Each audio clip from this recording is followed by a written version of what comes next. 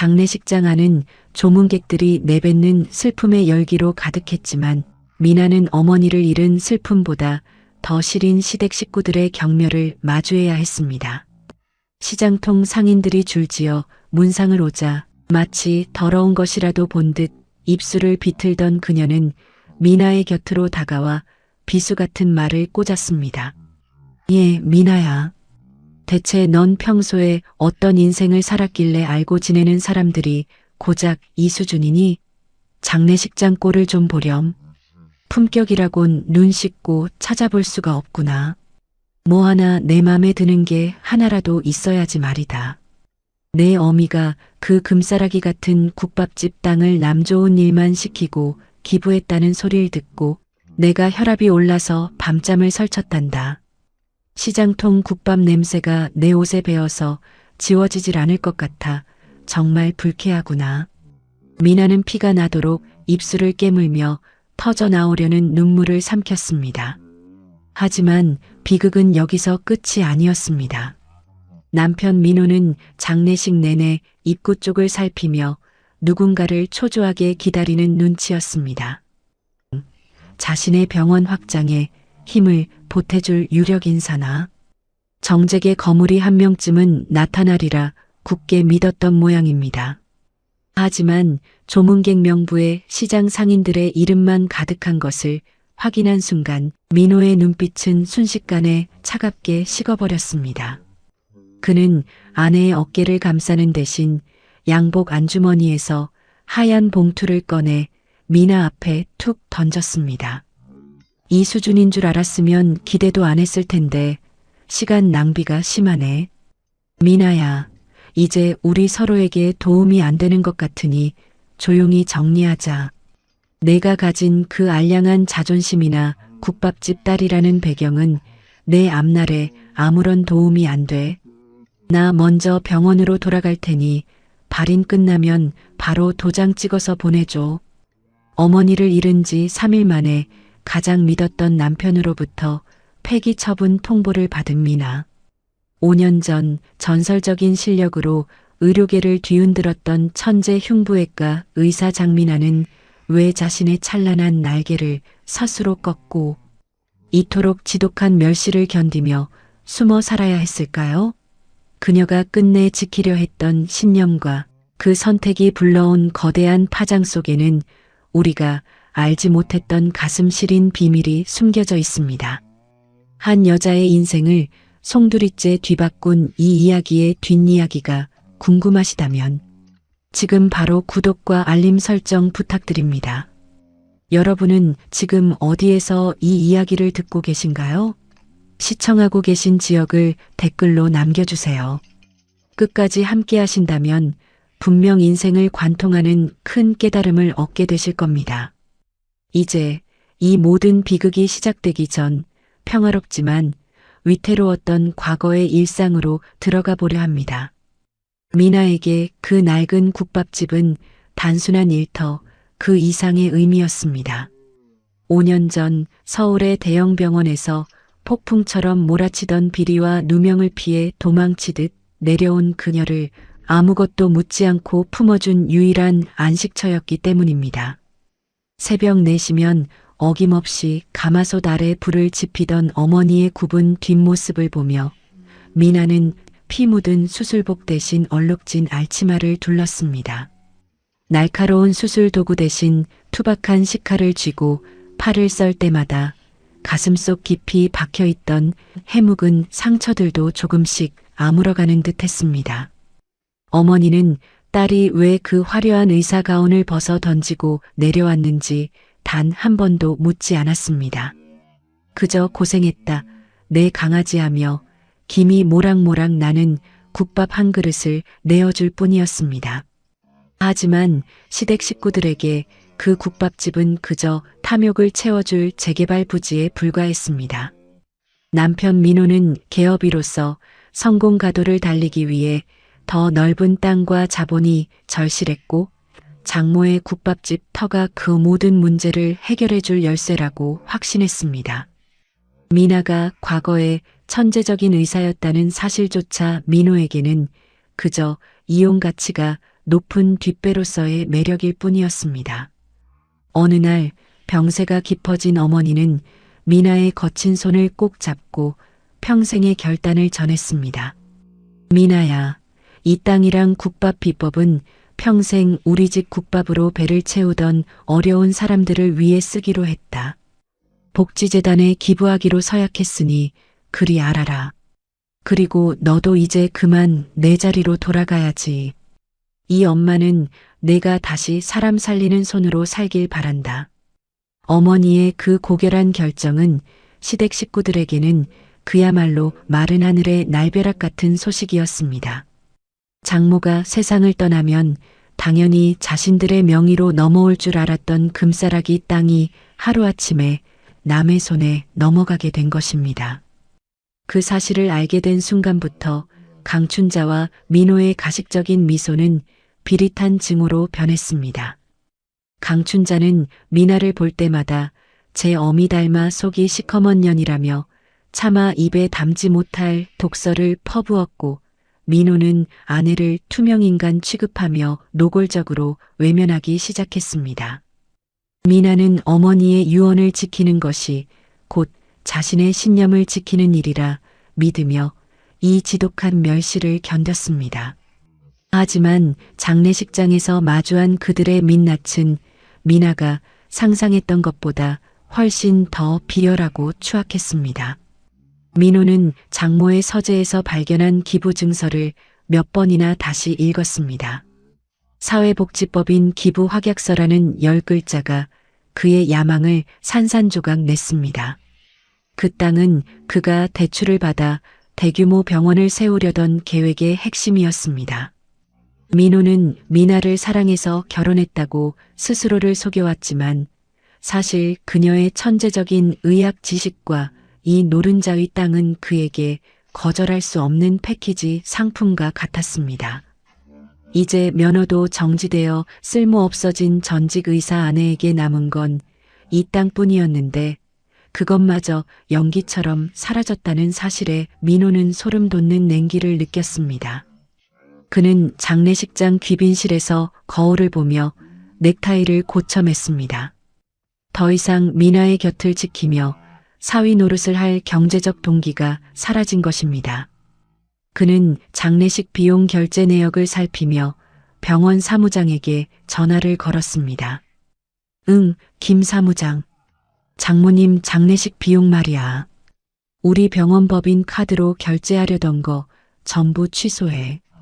그리고 상조 서비스도 제일 기본 등급으로 낮춰버리고 굳이 남 좋은 일만 시킨 사람한테 우리가 과한 예우를 차릴 필요는 없잖아. 그 여자가 알아서 하겠지. 민호의 목소리에는 일말의 죄책감도 없었습니다. 오히려 그는 조문객들이 미나에게 건네는 부의금 봉투에 눈독을 들였습니다. 그 돈이라도 챙겨서 이번 달 병원 리수료를 메꿔야겠다는 계산이 머릿속을 빠르게 스쳐 지나갔습니다. 미나는 그런 남편의 속내를 모른 채 그저 과로로 피곤해하는 줄로만 알고 남편의 어깨를 조심스레 토닥였습니다. 하지만 민호는 그녀의 손길이 불결한 것이라도 되는 양 매몰차게 뿌리쳤습니다. 내 몸에 손대지 마. 내가 그동안 나를 얼마나 기만했는지 이제야 알겠으니까. 내 엄마랑 짜고 나를 바보로 만든 거 아니니? 그 땅이 어떤 땅인데 그걸 그렇게 홀랑 남한테 줘버려? 넌 이제 나한테 아무런 가치가 없어. 아니, 오히려 내 품위를 깎아먹는 걸림돌일 뿐이야. 민호의 차가운 폭언은 장례식장의 곡소리보다 더 날카롭게 미나의 귀를 파고들었습니다. 한때는 가장 든든한 버팀목이라 믿었던 남편의 민낯은 그 어떤 타인의 냉대보다 더 잔인했습니다. 민호는 그 길로 장례식장 안내 화면에서 사위인 자신의 이름을 지워버리라고 요구했습니다. 마치 우연히 들른 손님처럼 거드름을 피우며 자리를 떠나는 그의 뒷모습을 보며 미나는 자신이 지켜온 가정이 모래성보다 허망했다는 사실을 뼈저리게 실감했습니다. 어머니의 마지막 길을 배웅해야 할 발인 날 아침, 장례식장에는 이른 새벽부터 짙은 안개와 함께 서늘한 기운이 감돌았습니다. 미나는 밤새 붉어진 눈으로 어머니의 관 옆을 지켰지만 시댁 식구들에게 고인의 죽음은 그저 빨리 해치워야 할 성가신 숙제에 불과했습니다.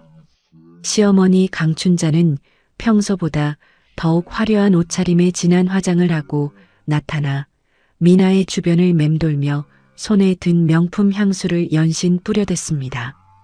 마치 이 신성한 이별의 공간이 오물로 가득 찬 시장통이라도 되는 양 그녀는 손가락 끝으로 코끝을 톡톡 치며 미나를 위아래로 훑어보았습니다. 예, 미나야.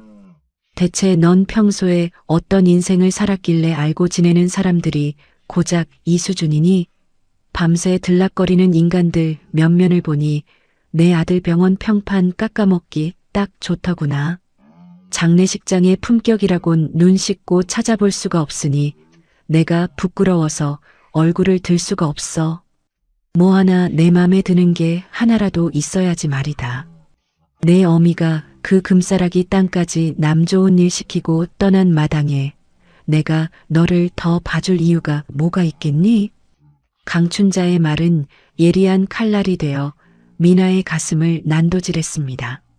미나가 대답할 기운조차 없이 고개를 숙이자 옆에 서 있던 남편 민호가 기다렸다는 듯 한 걸음 다가왔습니다.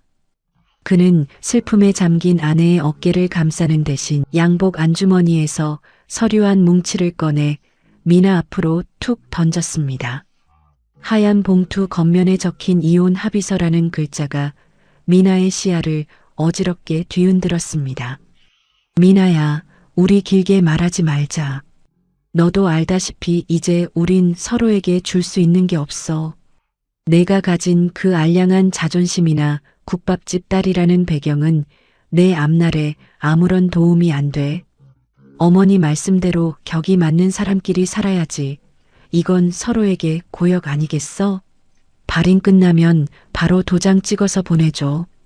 그게 내 어미 마지막 길에 내가 할 수 있는 가장 깔끔한 정리일 거다. 민호의 목소리는 비정할 만큼 차분했습니다. 어머니를 잃은 지 3일 만에 가장 믿었던 남편으로부터 폐기 처분 통보를 받은 미나는 숨조차 쉬기 힘든 압박감을 느꼈습니다. 시댁 식구들은 마치 미리 짠 듯 미나를 차가운 장례식장 바닥에 홀로 남겨둔 채 등을 돌려나갔습니다. 멀어져가는 그들의 구두 소리가 마치 미나의 인생을 짓밟는 소리처럼 들렸습니다. 세상에 오직 혼자 남겨졌다는 처절한 고독감이 밀려왔고 미나는 차가운 이혼 서류를 손에 꽉 쥔 채 소리 없는 비명을 내질렀습니다. 이것이 그녀가 지켜온 신의와 사랑에 대한 대가라는 사실이 믿기지 않았습니다. 시댁 식구들이 썰물처럼 빠져나간 장례식장은 기이할 정도로 고요했습니다. 미나는 무릎 위에 놓인 이혼 서류를 멍하니 내려다보았습니다. 어머니의 영정사진 속 미소는 여전히 따뜻했지만 그 앞에 홀로 남겨진 미나의 그림자는 초라하기 그지없었습니다. 사람의 가치를 오직 돈과 인맥으로만 환산하는 시댁 식구들에게 이제 미나는 낡아서 버려진 껍데기일 뿐이었습니다. 미나가 떨리는 손으로 서류를 집어 들려던 그 순간 정적을 깨는 웅성거림이 장례식장 입구에서부터 파도처럼 밀려왔습니다. 평소 조용하던 주차장이 수십 대의 검은색 고급 세단들로 가득 찼고 절제된 동작의 수행원들이 길을 열기 시작했습니다. 멀리서 그 광경을 목격한 강춘자와 민호는 눈이 휘둥그레졌습니다. 장례식장을 거의 벗어났던 두 사람은 약속이라도 한 듯 발걸음을 멈추고 서로의 얼굴을 확인했습니다. 저 정도 규모의 의전이라면 대한민국에서 손꼽히는 정재계 거물이 분명했습니다. 민호의 머릿속은 다시 빠르게 회전하기 시작했습니다. 혹시 내 병원 개원 소식을 듣고 투자자가 찾아온 건가? 아니면 어머니 인맥 중에 이런 거물이 있었나? 탐욕에 가득 찬 기대감이 민호의 눈을 번뜩이게 했습니다. 강춘자 역시 흐트러진 옷무새를 급히 매만지며 자비로운 안주인의 미소를 지어 보였습니다. 민호야, 저거 대성그룹 로고 아니니? 세상에 회장님이 직접 오실 줄이야. 거봐라, 하늘이 무너져도 솟아날 구멍은 있다더니 내 아들 앞길이 이렇게 풀리려나 보다. 어서 가서 정중하게 모셔라. 시장 상인들만 득실대던 곳에 드디어 귀인이 오시는구나. 두 사람은 자신들을 무시하고 지나쳤던 미나는 안중에도 없다는 듯 입구로 달려가 비굴할 정도로 허리를 굽혔습니다. 차 문이 열리고 백발이 성성하지만 범접할 수 없는 위엄을 뿜어내는 대성그룹의 최성규 회장이 내렸습니다. 민호는 손바닥에 땀을 닦으며 조심스럽게 최 회장에게 다가가 명함을 내밀려 했습니다. 하지만 수십 명의 경호원은 민호와 강춘자를 마치 길가에 굴러다니는 돌멩이 취급하며 차갑게 밀쳐냈습니다. 최 회장의 시선은 오직 한 곳, 장례식장 가장 안쪽에서 눈물 자국이 선명한 채 멍하니 서 있는 미나만을 향하고 있었습니다. 최 회장은 떨리는 숨을 내뱉으며 미나를 향해 한 걸음씩 다가갔습니다. 그의 구두 소리가 대리석 바닥을 울릴 때마다 장례식장의 공기는 팽팽하게 조여들었습니다. 주변의 모든 시선은 최 회장의 일거수일투족에 고정되었습니다. 민호는 경호원들에게 밀려나면서도 자신의 명함을 만지작거리며 최 회장에게 다시 한번 다가가려 애썼습니다. 회장님, 저는 이번에 새로 개원한 병원의 박민호 원장이라고 합니다. 제 장모님의 장례식에 직접 찾아주셔서 가문의 영광입니다. 민호의 목소리는 비굴할 정도로 떨리고 있었습니다. 하지만 최 회장은 민호의 존재 자체를 지워버린 듯 오직 미나만을 바라보며 묵묵히 걸음을 옮겼습니다. 그리고 그 순간 장례식장에 있던 모든 이들의 상식을 파괴하는 광경이 펼쳐졌습니다. 대한민국 경제의 거물인 대성그룹 최성규 회장이 정갈한 양복 차림 그대로 딱딱한 장례식장 바닥에 무릎을 꿇은 것입니다. 수행원들조차 당황하여 어쩔 줄 몰라 하는 사이 최 회장은 미나의 거친 손을 조심스럽게 맞잡았습니다. 그의 두 눈에는 어느덧 뜨거운 회한의 눈물이 고여 있었습니다. 장 교수님, 정말 장 교수님이 맞으시군요. 5년을 무려 5년이라는 긴 시간을 수소문하며 헤맸습니다. 제 아들을 살려주시고 왜 그렇게 홀연히 사라지셨습니까? 이 늙은이가 교수님을 뵙기 위해 얼마나 많은 밤을 기도로 지새웠는지 모릅니다. 제발 저를 용서하시고 한 번만 고개를 들어 저를 봐주십시오. 최 회장의 입에서 터져나온 교수님이라는 호칭에 장내에는 찬물을 끼얹은 듯한 정적이 감돌았습니다. 시장통 국밥집 딸이라며 무시당하고 멸시받던 미나가 재벌 회장이 무릎을 꿇고 예우를 갖춰야 할 대단한 존재였다는 사실에 강춘자와 민호의 안색은 순식간에 흙빛으로 변했습니다. 특히 강춘자는 자신이 뿌려댄 향수 냄새에 스스로 숨이 막히는 듯 헉소리를 내며 뒷걸음질 쳤습니다. 그녀가 고작 이 수준이라며 비하했던 미나의 인맥은 사실 자신이 감히 쳐다보지도 못할 하늘 위의 존재였던 셈입니다. 민호는 자신이 방금 전 던졌던 이혼 서류가 장례식장 바닥에 초라하게 흩어져 있는 것을 보며 심장이 내려앉는 기분을 느꼈습니다. 성공을 위해 그토록 갈구하던 최고의 인맥이 바로 자신이 가치 없다며 쓰레기처럼 버린 아내 앞에 머리를 숙이고 있었기 때문입니다.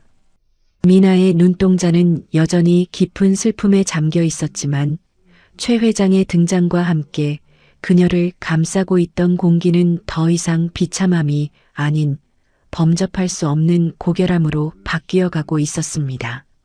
강춘자와 민호의 얼굴은 순식간에 하얗게 질려 마치 석고상처럼 굳어버렸습니다.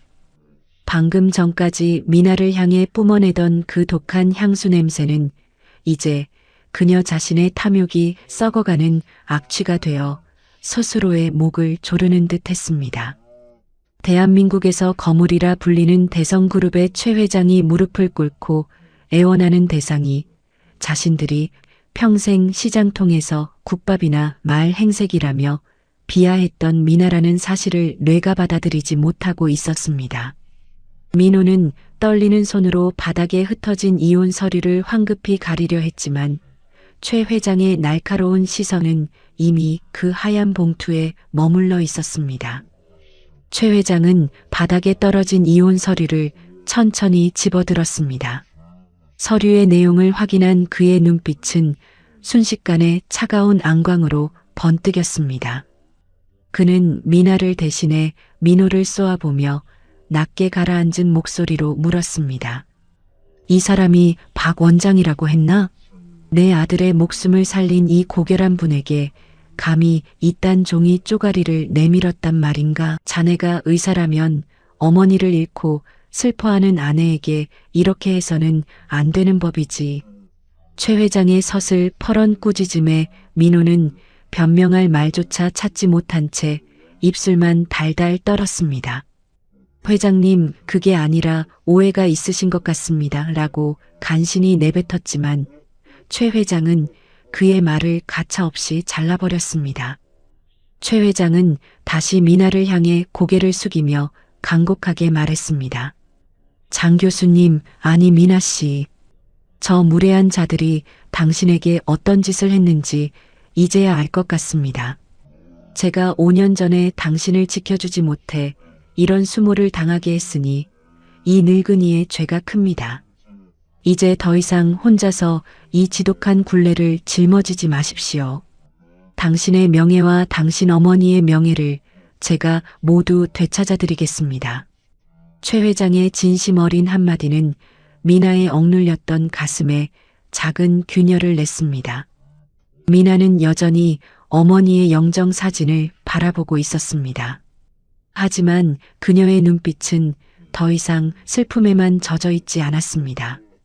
5년 전 동료들의 비리와 병원 내 권력 다툼 속에서 환자를 살리기 위해 모든 오명을 뒤집어쓰고 떠났던 그날의 기억이 선명하게 되살아났습니다. 사람을 살리는 손을 가졌기에 칼자루를 내려놓았던 그녀였지만 이제는 소중한 사람들을 지키기 위해 다시 그 칼을 들어야 할 때임을 직감했습니다. 미나는 최 회장이 건네는 손을 천천히 맞잡으며 차분하게 입을 열었습니다. 회장님, 제 어머니의 마지막 길을 지켜주셔서 감사합니다. 하지만 제 일은 제가 직접 마무리 짓고 싶습니다. 그 단호한 목소리에 시댁 식구들은 자신들의 운명이 벼랑 끝으로 내몰리고 있음을 비로소 깨닫기 시작했습니다. 5년 전 2000년대 초반의 어느 차가운 겨울밤이었습니다. 성심의료원의 수술실 앞은 숨소리조차 들리지 않는 정적만이 감돌았습니다. 당시 같은 병원에서 근무하던 남편 민호에게 미나는 감히 쳐다보지도 못할 하늘 위의 태양과 같았습니다. 그녀의 정교한 손놀림은 마치 신이 빚어낸 예술가의 붓질과 같았고 절망적인 환자들에게 그녀의 이름은 곧 기적의 동의어였습니다. 그러던 어느 날 끔찍한 연쇄 추돌 사고로 대성그룹의 외아들 진우가 실려왔습니다. 심장이 멈추기 일보 직전인 절체절명의 순간 모든 전문의가 고개를 저으며 포기하려 할 때 오직 미나만이 수술 장갑을 끼고 홀로 수술대에 섰습니다. 16시간에 걸친 사투 끝에 기적이 일어났습니다. 멈췄던 심장이 다시 뛰기 시작했고 죽음의 문턱을 넘었던 청년은 미나의 손끝에서 다시 생명을 얻었습니다. 하지만 승전보 뒤에는 잔인한 함정이 기다리고 있었습니다. 당시 병원장의 아들이 저지른 치명적인 투약 과실을 덮기 위해 병원 수뇌부는 수술 집도자인 미나에게 모든 책임을 전가하며 그녀를 벼랑 끝으로 몰아세웠습니다. 미나는 자신의 명예보다 환자의 안정이 우선이라 판단했습니다. 병원 내부의 추악한 정치 싸움에 휘말려 이제 막 깨어난 환자의 회복에 차질이 생기는 것을 막기 위해 그녀는 그 어떤 변명도 없이 의사 가운을 내려놓고 자취를 감췄습니다. 그녀가 선택한 도피처는 어머니의 낡은 국밥집이었습니다. 사람의 심장을 고치던 손으로 물을 썰고 팔을 다듬으며 미나는 자신의 찬란했던 과거를 스스로 지웠습니다. 남편 민호는 미나의 과거 명성을 이용해 자신의 개업 발판을 마련하려 결혼을 선택했지만 미나가 끝내 의사로 복귀하지 않고 시장통 국밥집 딸로만 남으려 하자 그의 실망은 곧 지독한 경멸로 변했습니다. 민호는 미나가 대성그룹 최 회장의 외아들을 살려낸 유일한 생명의 은인이라는 사실을 꿈에도 몰랐습니다. 그저 끈 떨어진 낙동강 오리알이라 생각하며 그녀를 짓밟았던 민호는 이제 최 회장의 무릎 앞에서 자신의 인생이 송두리째 무너져 내리는 것을 지켜봐야만 했습니다. 미나는 담담히 그 시절을 회상하며 이제야 비로소 자신이 내려놓았던 메스를 다시 잡아야 할 운명임을 직감했습니다. 장례식장을 가득 채웠던 멸시의 공기는 최 회장의 등장과 함께 경외와 공포로 뒤바뀌었습니다. 미나는 천천히 일어나 자신을 짓누르던 슬픔의 무게를 갈무리했습니다. 시장통 국밥 냄새가 난다며 명품 향수를 뿌려대던 강춘자는 이제 자신의 무덤을 판 줄도 모르고 바들바들 떨고 있었습니다. 미나는 최 회장의 수행원이 건네준 검은색 코트를 어깨에 걸치며 5년 동안 스스로를 가두었던 국밥집 딸의 허물을 벗어던졌습니다. 민호는 필사적으로 머리를 굴렸습니다. 그는 바닥에 떨어진 이혼 서류를 낙채듯 집어들어 등 뒤로 감추며 억지 미소를 지어 보였습니다.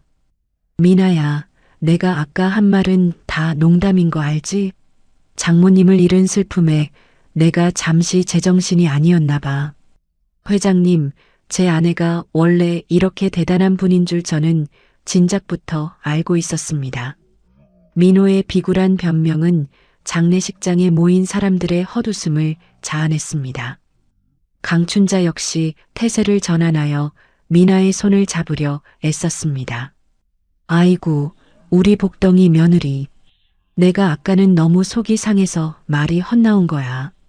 내가 대성그룹이랑 이렇게 깊은 인연이 있는 줄 알았으면 내가 진작에 지극정성으로 모셨지. 하지만 미나는 그 역겨운 손길을 단호하게 뿌리쳤습니다. 그녀의 눈빛은 더 이상 상처받은 여인의 것이 아니었습니다. 5년 전 수술실에서 수만 개의 혈관을 다루던 천재 의사의 서늘하고도 예리한 안광이 돌아와 있었습니다. 미나는 최 회장을 똑바로 응시하며 차분하게 말했습니다. 회장님, 저들을 용서하지 마십시오. 제게 주신 이혼 서류는 제가 기꺼이 수락하겠습니다. 다만 그동안 저와 제 어머니를 모욕한 대가는 법의 테두리 안에서 철저히 치르게 할 생각입니다. 미나의 선언에 민호는 다리에 힘이 풀려 그 자리에 주저앉았습니다. 최 회장은 미나의 결연한 태도에 고개를 끄덕이며 수행원들에게 지시했습니다. 이 장례식장에서 장 교수님과 그 어머님을 모욕한 자들의 신원을 모두 파악하라 명하였습니다. 그리고 박 원장이 운영하는 병원의 모든 회계 기록과 의료 기록을 낱낱이 조사해서 보고하도록 지시했습니다. 최 회장의 말 한마디에 민호의 야망은 신기루처럼 사라졌습니다. 미나는 어머니의 영정 사진을 향해 마지막 인사를 올렸습니다. 엄마, 이제 엄마가 원하던 대로 사람 살리는 손으로 돌아갈게. 그리고 엄마를 무시했던 세상에 정당하게 맞설게. 미나의 뒷모습에서는 5년간 숨겨왔던 전설의 귀환을 알리는 묵직한 카리스마가 뿜어져 나오고 있었습니다. 발인이 끝나고 일주일 뒤 민호의 화려했던 병원 대기실은 평소의 정적 대신 빚쟁이들과 기자들의 고성으로 아수라장이 되었습니다. 미나는 대성그룹의 법무팀과 함께 남편 민호가 그동안 숨겨온 추악한 의료 기록들을 하나씩 들춰냈습니다. 민호는 장모의 국밥집 부지를 담보로 무리한 대출을 받아 병원을 확장하려 했으나 기부 소식으로 계획이 틀어지자 환자들에게 불필요한 고가의 비급여 시술을 강요하며 부족한 자금을 메꿔왔던 것입니다. 미나의 날카로운 분석 아래 민호가 저질러온 수십 건의 과잉 진료와 의료사고, 은폐 정황이 백일하에 드러났습니다. 병색이 완연해진 민호는 뒤늦게 미나를 찾아와 무릎을 꿇고 애원했습니다. 미나야, 한 번만 살려줘. 우리가 부부였잖아. 내가 잠시 돈에 눈이 멀어 제정신이 아니었어. 이혼 서류는 내가 다 찢어버릴게. 제발 이번 한 번만 회장님께 말씀 좀 잘해줘. 민호의 비굴한 눈물에는 아내에 대한 미안함이 아닌 오직 자신의 파멸을 막으려는 처절한 계산기 소리만 가득했습니다. 미나는 그런 민호를 차가운 눈길로 내려다보며 대답했습니다. 우리가 부부였던 건 당신이 내 배경과 재산을 탐냈을 때뿐이었어. 당신이 망가뜨린 환자들의 인생은 누가 보상하지? 이제 당신이 저지른 일들에 대해 정당한 법의 심판을 받아. 시어머니 강춘자 역시 몰락의 길을 피할 수 없었습니다. 그녀가 그토록 자랑하며 들고 다녔던 명품 가방과 보석들은 모두 압류되었고 시장 상인들을 무시하며 뿌려대던 고가의 향수는 이제 그녀의 비참한 처지를 가려주지 못했습니다. 강춘자는 아들의 면허 취소 소식에 시장통 바닥에 주저앉아 통곡했지만 예전처럼 그녀의 곁을 지켜주는 사람은 아무도 없었습니다. 미나는 어머니의 영정 앞에서 다짐했던 대로 자신의 전문 지식을 동원해 빌런들의 급소를 정확히 찔렀습니다. 뉴스에서는 연일 성심 의료원 박 원장의 비리와 함께 5년 전 억울한 누명을 쓰고 사라졌던 천재 의사 장미나의 귀환을 대대적으로 보도하기 시작했습니다. 진실의 파편들이 모여 거대한 파도가 되었고 그 파도는 미나를 괴롭혔던 모든 악인을 집어삼키며 무섭게 몰아쳤습니다. 5년 전 미나의 날개를 꺾어버렸던 성심의료원의 추악한 진실이 마침내 세상 밖으로 터져나왔습니다. 대성그룹 최 회장이 5년 동안 전국을 뒤지며 수집해온 증거 자료들은 가히 파괴적이었습니다. 당시 병원장의 아들이 저질렀던 치명적인 투약 과실을 은폐하기 위해 미나에게 모든 누명을 씌웠던 조작된 차트와 내부 고발자들의 증언이 언론을 통해 낱낱이 공개되었습니다. 2000년대 초반을 뒤흔든 이 거대한 의료 스캔들에 검찰이 정격 수사에 착수했고 미나를 벼랑 끝으로 밀어 넣었던 병원 수뇌부들은 줄줄이 수갑을 차는 신세가 되었습니다. 부당하게 정지되었던 미나의 의사 면허가 복원되던 날 보건당국은 공식적인 사과문을 발표하며 그녀의 결백을 인정했습니다. 최 회장은 미나를 대성그룹 본사 집무실로 초대했습니다.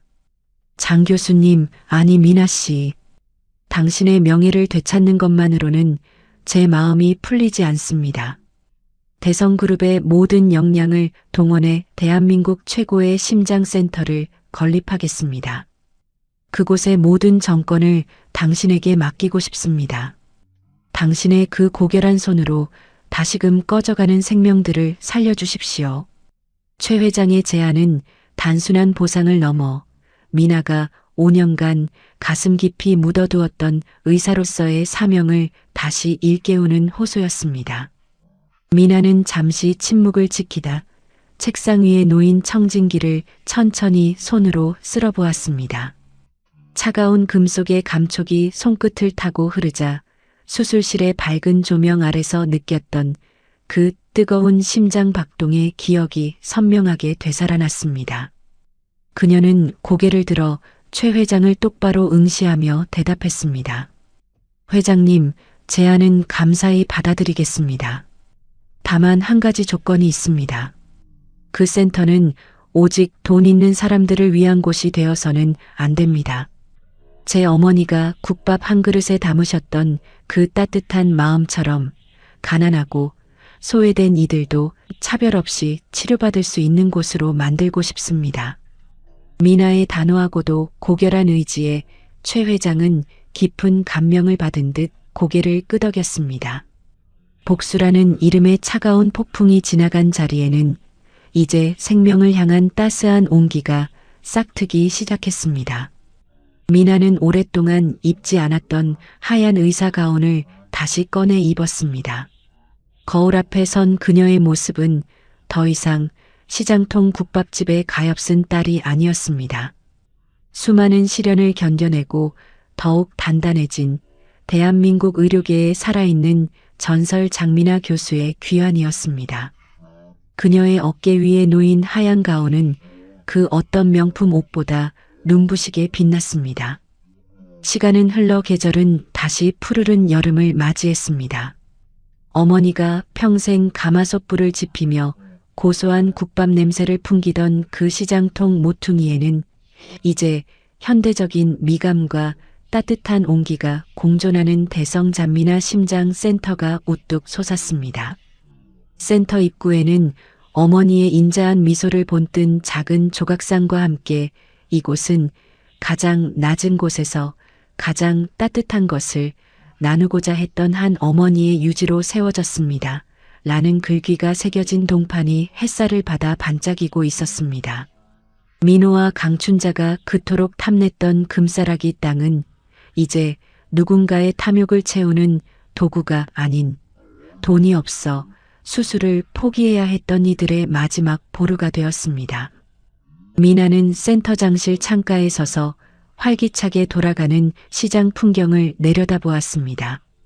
면허가 박탈된 민호는 지방의 작은 요양병원을 전전하며 허들의 일을 돕는 처량한 신세가 되었고, 품격을 강조하던 강춘자는 자신이 무시하던 시장 상인들의 손가락질을 피해 방 안에서만 지내며 쓸쓸한 노년을 보내고 있다는 소식이 들려왔습니다. 하지만 미나에게 그들에 대한 분노는 이제 남아있지 않았습니다. 악행을 저지른 자들은 스스로 만든 지옥에 갇혔고, 미나는 어머니가 남겨준 더 큰 사랑의 가치를 실천하는 데 온 마음을 쏟고 있었기 때문입니다.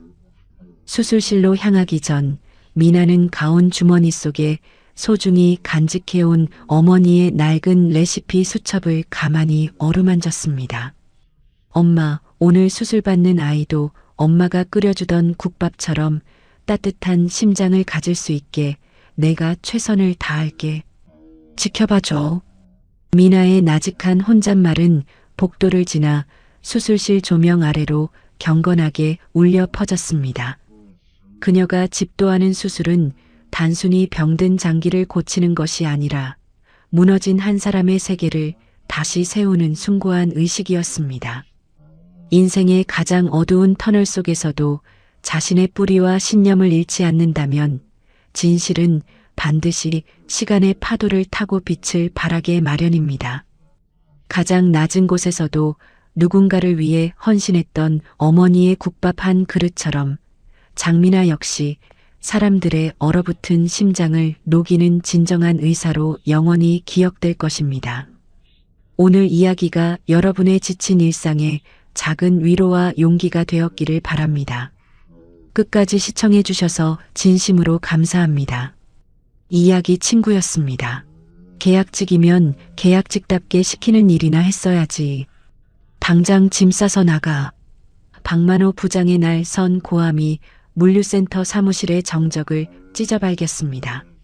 서류 뭉치가 바닥에 흩뿌려졌고 동료들은 죄인이라도 된 양 일제히 고개를 숙였습니다. 하지만 해고 통보를 받은 한지은의 반응은 뜻밖이었습니다. 그녀는 눈물을 흘리는 대신 박 부장의 눈을 똑바로 응시하며 서늘하게 말했습니다. 부장님, 장부는 수정할 수 있어도 창고의 빈 공간은 거짓말을 하지 않습니다. 당신이 지난 3년간 비워낸 12억 원의 재고 로스, 그 숫자가 오늘 밤 본사로 전송될 겁니다. 그 말을 남기고 지은은 미련 없이 문을 열고 나갔습니다. 박 부장의 손에 들린 커피잔이 형편없이 떨리기 시작한 건 바로 그 순간이었습니다. 도대체 이 평범한 여직원의 정체는 무엇일까요? 박 부장이 그토록 철저히 숨겨온 12억 원이라는 거대한 구멍을 그녀는 어떻게 찾아낸 것일까요? 여러분은 지금 어디에서 이 이야기를 듣고 계신가요? 다음 이야기도 놓치지 않도록 구독과 알림 설정으로 함께해 주시길 부탁드립니다.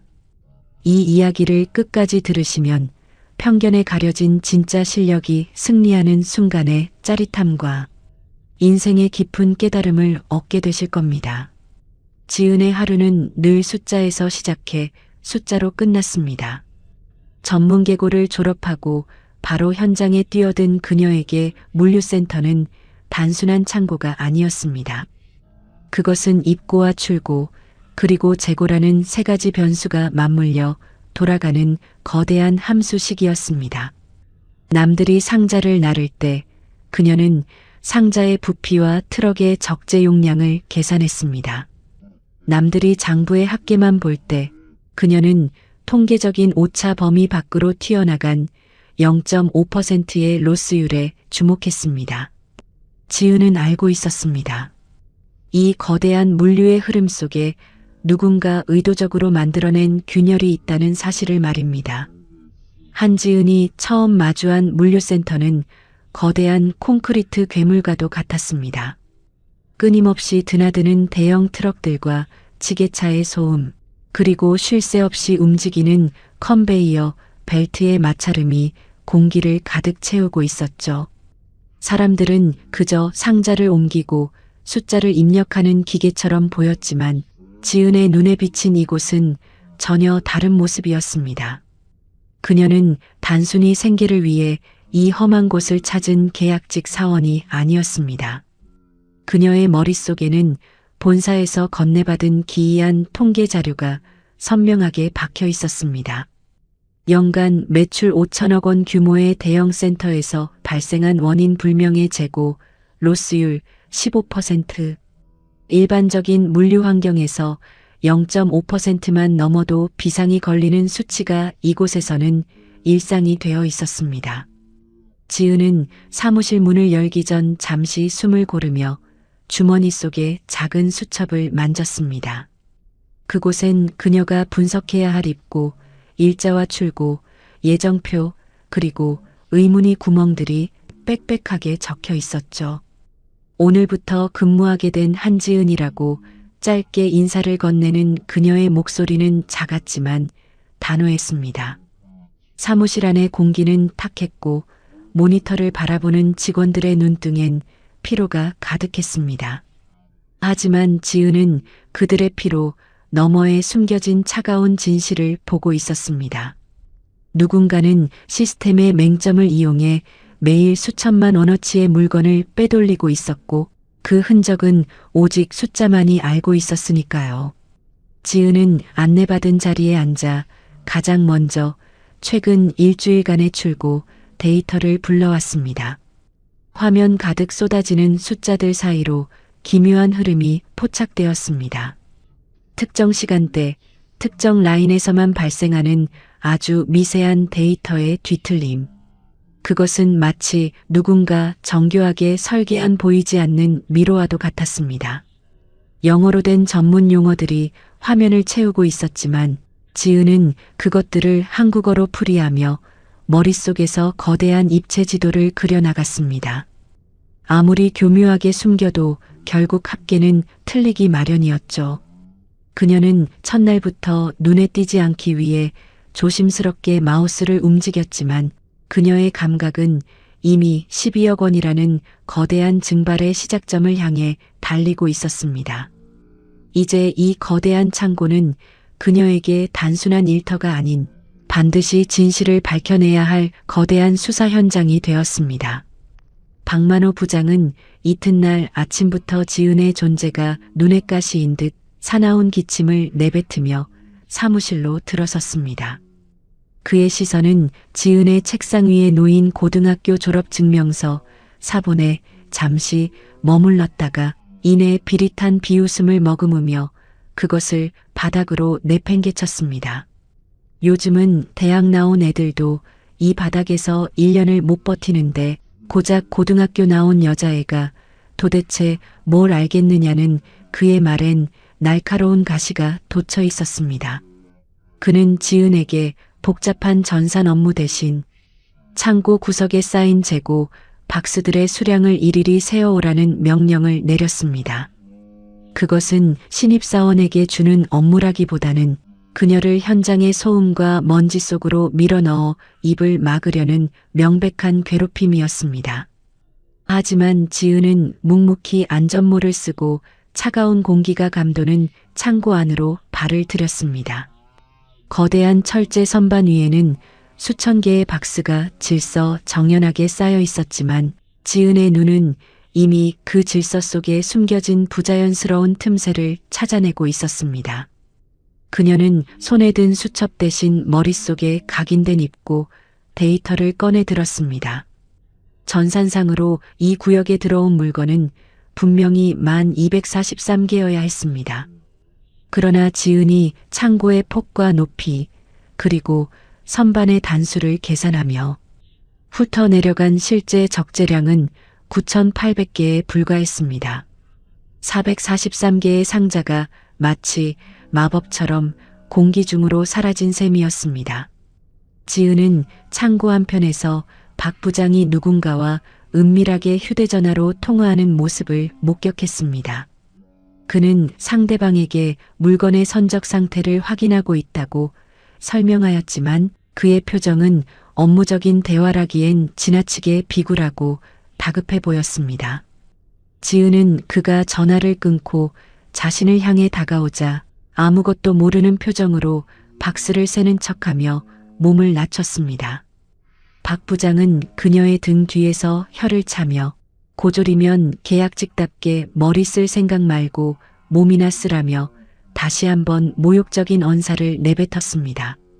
지은은 대답 대신 속으로 사라진 443개의 행방을 12억 원이라는 거대한 구멍과 연결하며 조용히 숫자를 되새겼습니다.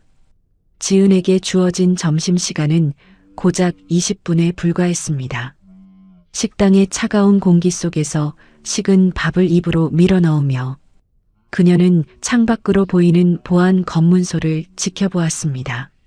센터를 드나드는 모든 트럭은 엄격한 검사를 거친다고 알려져 있었지만 지은의 예리한 눈에는 기묘한 규칙성이 보였습니다. 매일 오후 2시 30분 보안업체 직원들이 교대하는 틈을 타 특정 번호판을 단 트럭 2대가 아무런 검수 없이 통과하고 있었죠. 그것은 마치 미리 약속된 신호처럼 정교하게 맞물려 돌아가는 톱니바퀴 같았습니다. 식당 구석에서는 정규직 직원들이 지은을 들으라는 듯 계약직의 무능함에 대해 수군거렸습니다. 고졸 학력으로 들어와서 숫자 하나 제대로 못 맞추는 주제에 왜 그리 창고를 돌아다니냐는 비아냥이 화살처럼 날아와 꽂혔지만 지은은 묵묵히 숟가락을 움직일 뿐이었습니다. 그녀의 머릿속에서는 이미 낙후된 보안 시스템을 우회하는 그들의 수법이 입체적으로 그려지고 있었습니다. 박 부장은 식당에서도 왕처럼 군림하며 부하 직원들과 함께 고가의 일식집 예약에 대해 떠들고 있었습니다. 한 끼 식사에 웬만한 계약직 월급의 절반을 태우는 그의 호사스러움은 장부상에 기록된 수억 원의 적자와 기괴한 대조를 이루었죠. 지은은 그가 떨어뜨린 냅킨을 주우며 몸을 숙였습니다. 박 부장은 고맙다는 말 대신 더럽다는 듯 발로 냅킨을 밀어내며 눈에 띄지 말고 조용히 있다가 계약 기간이나 채우고 나가라고 차갑게 뱉었습니다. 지은은 고개를 숙인 채 그의 구두에 묻은 흙이 일반적인 하역장이 아닌 근처 비밀 창고 부지의 붉은 황토라는 사실을 놓치지 않았습니다. 오후 업무가 시작되자 지은은 보안실 근처의 쓰레기 분리수거장으로 향했습니다.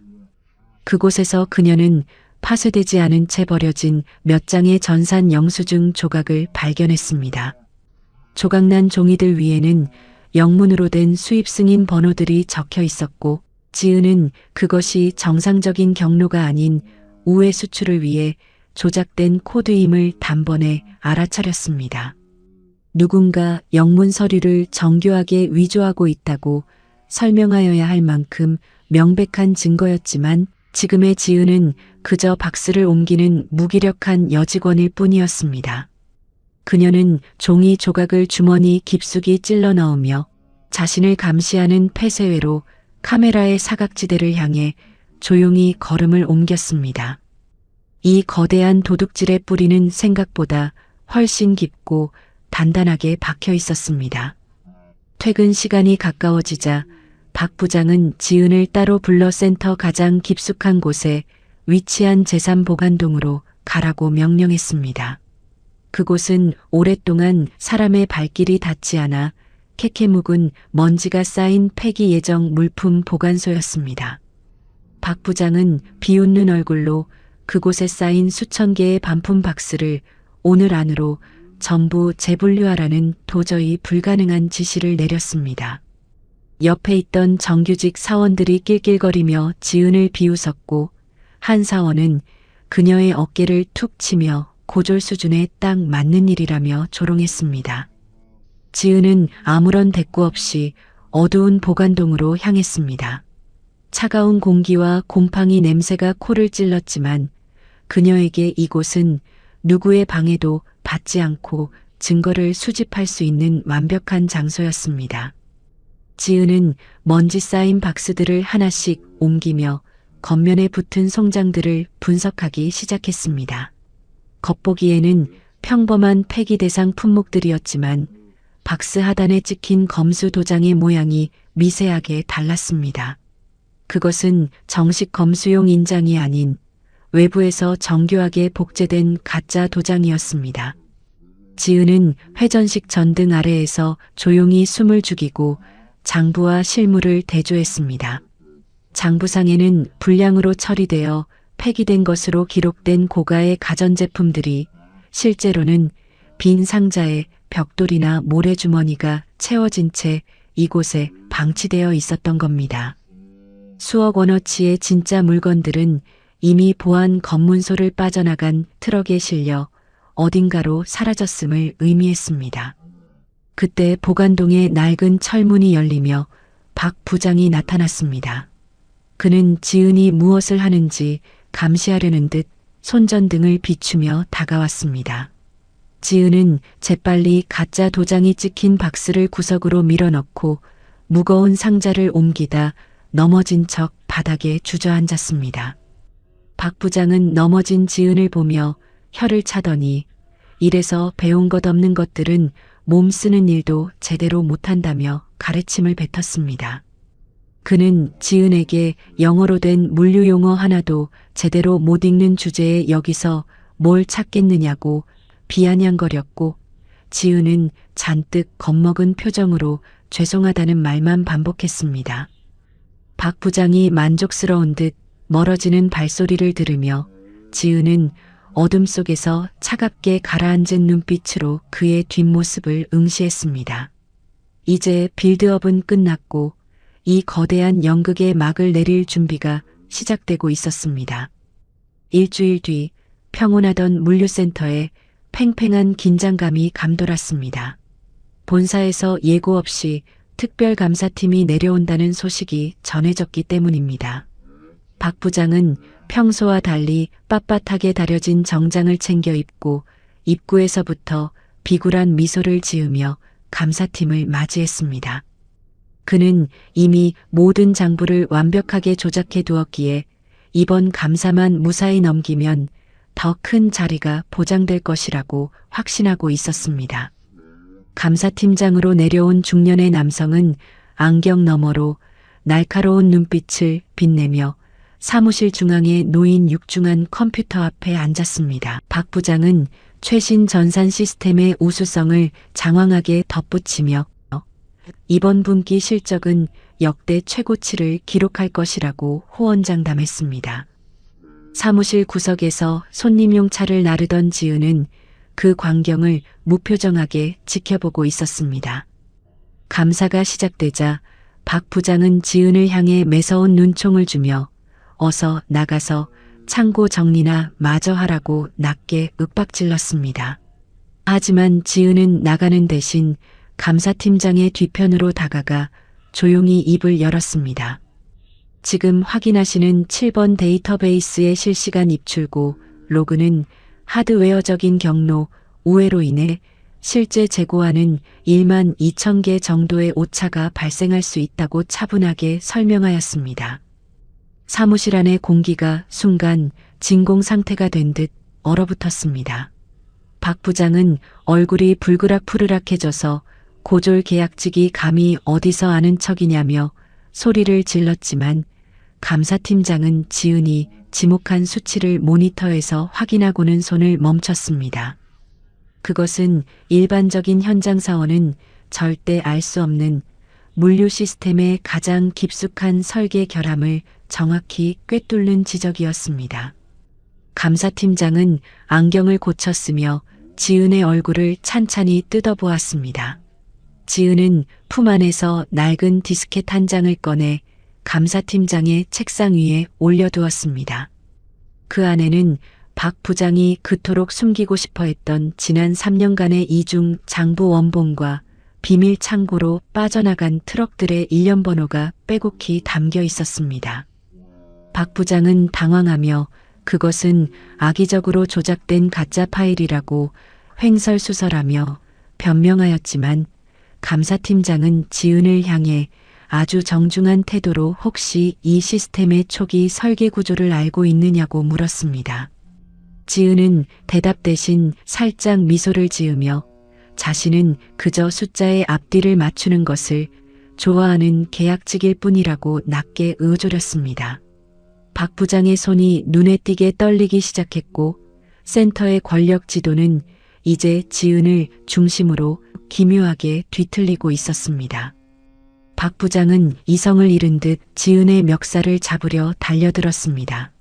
그는 이 계집애가 경쟁업체에서 보낸 산업 스파이라며 보안팀을 불러 당장 끌어내라고 비명을 질렀습니다.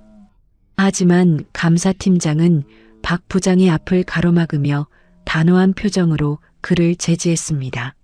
지은이 건넨 디스켓 속의 파일들은 단순한 서류 뭉치가 아니었습니다.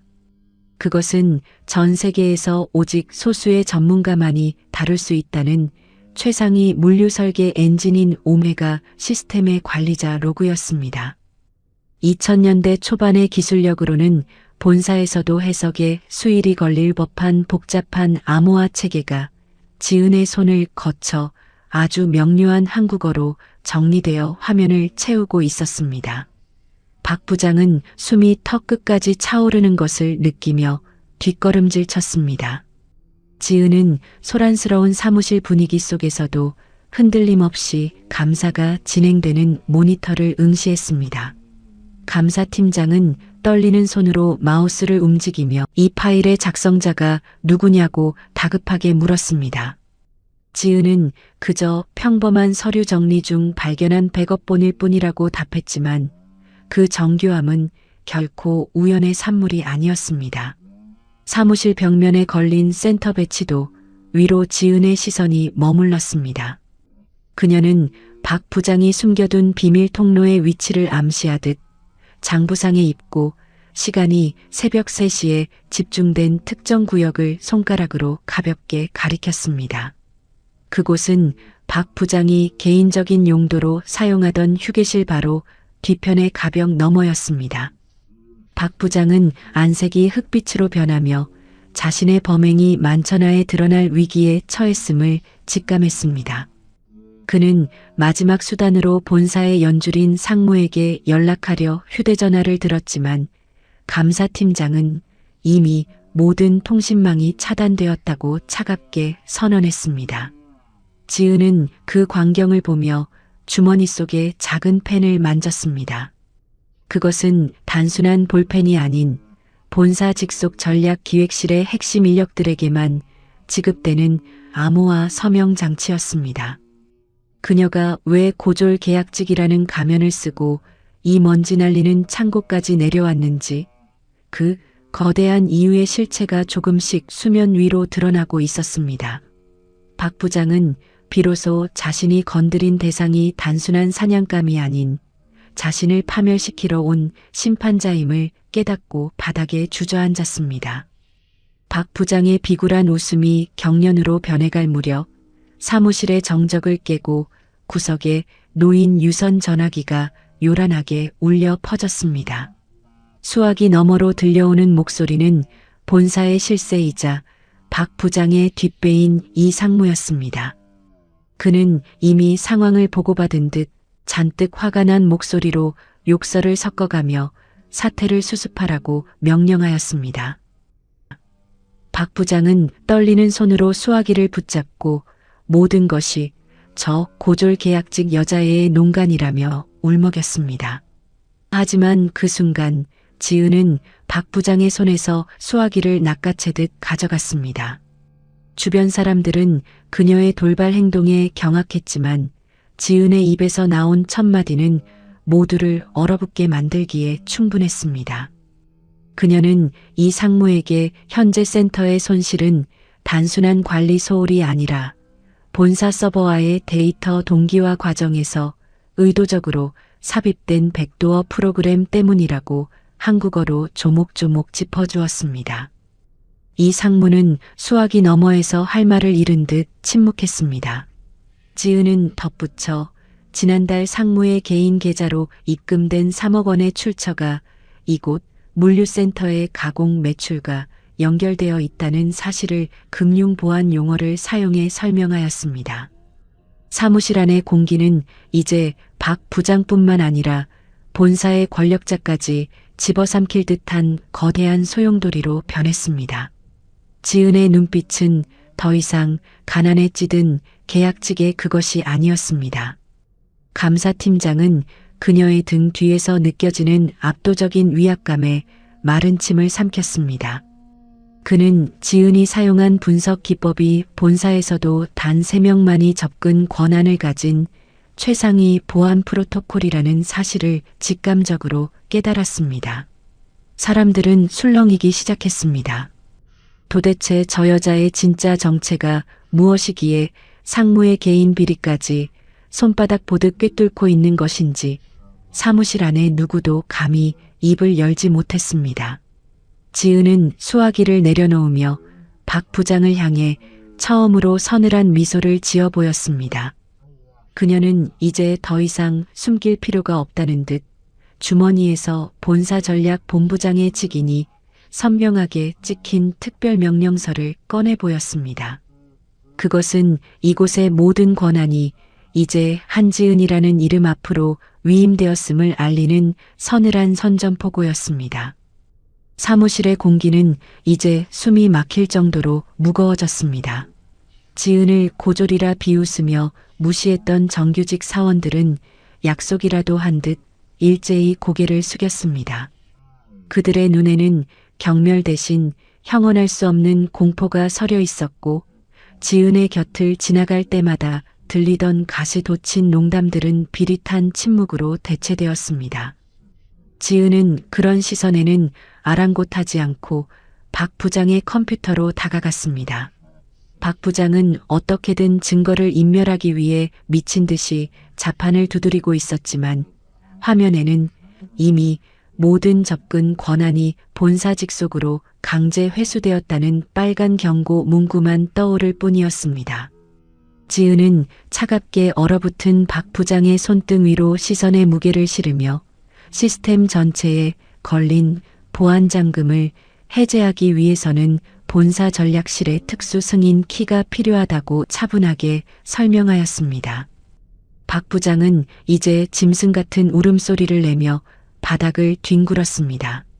그는 자신의 비리가 이토록 정교한 덫에 걸려 있었음을 뒤늦게 깨달았습니다. 지은은 감정 없는 기계처럼 그를 내려다보며 당신이 지난 3년간 빼돌린 12억 원의 행방은 이미 제3보관동의 은밀한 비밀 장부와 함께 모두 확보되었다고 나직이 우두렸습니다. 그 순간 센터의 거대한 철제 셔터들이 일제히 육중한 굉음을 내며 내려가기 시작했습니다. 외부와의 모든 통로가 차단되는 소리는 마치 거대한 감옥의 문이 닫히는 소리와도 같았습니다. 박 부장은 마지막 희망이었던 이 상무의 개인 연락망마저 지은의 소나기에서 무력화되었다는 사실을 확인하고는 완전히 넋을 잃고 말았습니다. 지은은 사무실 중앙의 대형 상황판에 센터 전역의 실시간 재고 현황을 띄웠습니다. 그곳엔 그들이 숨겨온 수천 개의 구멍이 선명한 핏빛 숫자로 타오르고 있었고, 이제 이 거대한 창고는 박 부장의 사적인 왕국이 아닌 그의 죄를 심판하는 차가운 법정으로 변해가고 있었습니다. 지은은 주머니에서 무전기를 꺼내어 대기 중이던 보안팀에게 진입 명령을 짧게 하달하였습니다. 물류센터의 거대한 철문이 다시 한번 열리며 이번에는 요란한 사이렌 소리와 함께 검은색 세단 7대가 마당을 가득 채웠습니다. 차에서 내린 이들은 본사법무팀 소속의 변호사들과 사법 경찰들이었습니다. 박 부장은 창밖으로 보이는 광경에 다리가 풀린 듯 주저앉아 이게 다 무슨 일이냐며 비명을 질렀습니다. 그는 필사적으로 휴대전화를 들어 본사의 이 상무에게 다시 전화를 걸었지만 돌아오는 것은 이미 결번이 되었다는 차가운 기계음 뿐이었습니다. 지은은 그런 그를 냉담하게 바라보며 당신이 믿고 있던 그 상무 역시 30분 전 본사 주차장에서 횡령 및 배임 혐의로 긴급 체포되었다고 한국어로 나직이 전해주었습니다. 사무실로 들이닥친 본사 직원들은 지은을 보자마자 일제히 허리를 숙여 깍듯하게 인사했습니다. 그들의 입에서 나온 한지은 본부장이라는 호칭은 현장에 있던 모든 직원에게 벼락처럼 내리꽂혔습니다. 고졸 계약직이라고 무시당하며 먼지 가득한 창고를 구르던 그녀의 진짜 정체는 본사 회장직 속의 전략기획본부장이자 전 세계 물류망을 재설계한 천재적인 보안 전문가였습니다. 지은은 주머니에서 본사 정식 사원증을 꺼내 가슴에 달았습니다. 그 위에는 영어로 수석 전략가라고 선명하게 적혀 있었고 지은은 이를 가리키며 이제 이 거대한 창고에서 벌어진 모든 범죄를 한 점의 의혹 없이 청소할 시간이라고 설명하였습니다. 박 부장은 지은의 발치를 붙잡으며 살려달라고 애원했습니다. 고작 계약직인 줄 알았다며 자기 밑에 있는 놈들이 시켜서 한 일이라고 비겁한 변명을 늘어놓았죠. 지은은 그런 그의 손을 차갑게 뿌리치며 당신이 뺏은 것은 단순한 물건이 아니라 이곳에서 땀 흘려 일하는 수백 명 사원들의 정당한 대가였다고 일갈했습니다. 경찰들이 박 부장의 손목에 수갑을 채우는 순간 사무실 벽면에 걸린 대형 모니터에는 박 부장이 비밀 창고로 빼돌린 12억 원 상당의 물품 리스트가 실시간으로 출력되기 시작했습니다. 지은은 공포에 질려 자신을 쳐다보지도 못하는 정규직 사원들을 향해 천천히 고개를 돌렸습니다. 그녀의 눈빛은 이제 단순한 분노를 넘어 무너진 정의를 바로 세우겠다는 단호한 결의로 가득 차 있었습니다. 지은이 사무실 중앙의 메인 서버 앞에 서자 그녀를 비웃던 정규직 사원들은 약속이라도 한 듯 일제히 벽 쪽으로 붙어 섰습니다. 그 중에서도 유독 지은에게 고졸이라며 커피 심부름과 온갖 잡무를 떠넘겼던 김 대리는 사색이 되어 온몸을 떨고 있었죠. 그는 지은의 눈을 피하며 박 부장의 강압에 어쩔 수 없었다고 사과문을 작성하겠다고 횡설수설하며 비굴하게 변명하였습니다. 지은은 그런 그를 향해 시선조차 주지 않은 채 김 대리가 사용하던 개인용 컴퓨터의 접속 기록을 화면에 띄웠습니다. 그곳엔 그가 박 부장과 공모하여 허위 입고 확인서를 작성하고 그 대가로 매달 수백만 원의 뒷돈을 챙긴 명백한 증거들이 붉은색 글씨로 선명하게 각인되어 있었습니다. 지은의 손가락은 자판 위를 마치 건반을 두드리듯 우아하고도 빠르게 움직였습니다. 그녀는 복잡하게 꼬여있던 물류관리 시스템의 핵심 보안 코드를 전문 용어들을 동원해 설명하며 단 5분 만에 완전히 새로운 방어 체계로 재편하였습니다.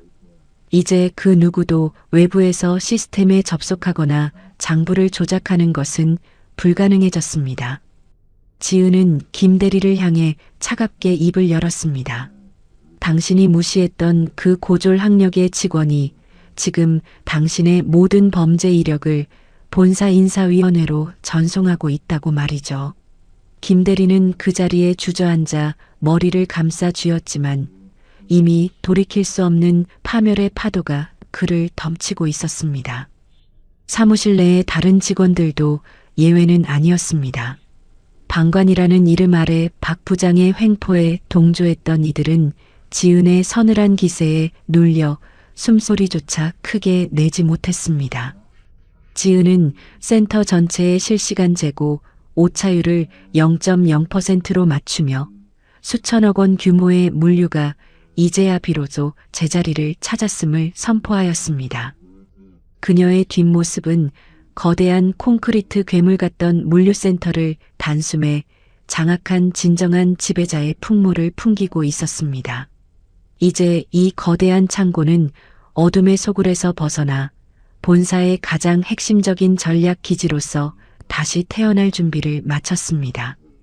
호송차의 붉은 경광등이 물류센터의 차가운 외벽을 일렁이며 박 부장과 그 일당들을 어둠 속으로 끌고 갔습니다. 한때 이곳의 절대 권력자로 군림하며 계약직들의 고열을 짜내던 그들의 뒷모습은 초라하기 그지없었습니다. 지은은 이제 센터 중앙의 높은 단상에 올라 모든 직원을 소집했습니다. 수백 명의 시선이 그녀를 향해 일제히 쏟아졌고 그 중에는 어제까지 그녀에게 무거운 짐을 떠넘기며 비웃던 이들도 섞여 있었죠. 지은은 떨리는 마이크 대신 확신에 찬 목소리로 입을 열었습니다. 그녀는 진정한 물류의 가치는 장부상의 숫자가 아닌 현장에서 흘리는 사람의 정직한 땀방울에서 나온다고 본사의 핵심 가치를 인용하며 차분하게 설명하였습니다. 지은의 손짓 한 번에 센터 전역의 대형 스피커에서는 그동안 박 부장 일당이 조작해왔던 초과 근무 수당과 미지급 성과급에 대한 전수 조사 결과가 발표되었습니다. 1만 명에 가까운 전 현직 인원들의 데이터가 실시간으로 수정되며 억울하게 착취당했던 현장 사원들의 계좌로 정당한 보상이 입금되기 시작했습니다. 지은은 단순한 징벌을 넘어 무너진 신뢰를 재건하고 있었습니다. 그녀는 고졸이라는 꼬리표가 누군가의 능력을 제한하는 장벽이 되어서는 안 된다고 강조하며 현장에서 능력을 입증한 계약직 사원들 전원을 본부장 직권으로 정규직 전환 검토 대상에 올리겠다고 선포했습니다. 현장은 일순간 정적에 휩싸였다가 이내 터져나오는 환호성으로 가득 찼습니다. 지은을 괴롭혔던 일부 정규직 사원들은 부끄러움에 차마 고개를 들지 못한 채 구석으로 몸을 숨겼습니다. 지은은 그들의 비겁한 침묵을 일일이 꾸짖는 대신 앞으로 이곳에서 가장 중요한 가치는 오직 정직한 노동뿐임을 다시 한번 명확히 했습니다. 그녀의 서늘한 정체는 이제 공포가 아닌 존경의 대상으로 바뀌어 있었고 2000년대 초반에 낡고 부패했던 물류 시스템은 지은이라는 거대한 해일에 휩쓸려 완전히 사라지고 있었습니다. 그녀는 마지막으로 서버의 최종 승인 버튼을 눌렀고 화면에는 영문으로 작업 완료라는 문구가 떠오르며 이 거대한 전쟁의 종결을 알렸습니다. 한바탕 폭풍이 지나간 물류센터 위로 차가운 새벽 안개를 걷어내며 붉은 태양이 떠올랐습니다. 어둠 속에 잠겨있던 거대한 콘크리트 괴물은 이제야 비로소 정직한 노동의 가치를 품은 활기찬 일터로 그 모습을 바꾸고 있었죠. 지은은 정문 앞에 서서 자신이 일주일 동안 머물렀던 이 거대한 창고를 오랫동안 응시했습니다. 그녀의 손에는 더 이상 때 묻은 면장갑 대신 본사전략기획본부장의 이름이 선명하게 새겨진 만년필이 들려 있었습니다. 박 부장과 그 일당들이 사라진 빈자리는 이제 정당한 대우를 받게 된 현장 사원들의 웃음소리로 채워지고 있었습니다. 지은은 주머니 속에서 그동안 기록했던 낡은 수첩을 꺼내 마지막 페이지를 넘겼습니다. 그곳엔 단순한 숫자의 나열이 아닌 이곳에서 마주쳤던 수많은 사람의 진심과 고통, 그리고 희망이 빽빽하게 적혀 있었습니다. 그녀가 굳이 고졸 계약직이라는 가혹한 가면을 쓰고 이 먼지 날리는 현장으로 내려왔던 이유는 단 하나였습니다. 본사의 화려한 사무실에서 내려다보는 숫자, 데이터만으로는 결코 보이지 않는 현장에 살아있는 진실을 마주하기 위해서였죠. 지은은 차에 올라타기 전 자신을 배웅하러 나온 몇몇 계약직 사원들과 눈을 맞추며 가볍게 목례를 건넸습니다. 그들은 여전히 지은의 진짜 정체가 무엇인지 정확히 알지 못했지만 그녀가 가져온 변화가 자신들의 삶을 어떻게 바꾸어 놓았는지는 피부로 느끼고 있었습니다. 지은은 사직서 대신 센터의 모든 시스템을 사람 중심으로 재설계하라는 본사 지침서를 마지막으로 전송하였다고 설명하며 미소를 지었습니다. 숫자는 거짓말을 하지 않지만 그 숫자를 만드는 것은 결국 따뜻한 심장을 가진 사람들이라는 사실을 그녀는 다시 한번 가슴에 새겼습니다. 이 거대한 창고는 이제 더 이상 누군가의 욕망을 채우는 사냥터가 아닙니다.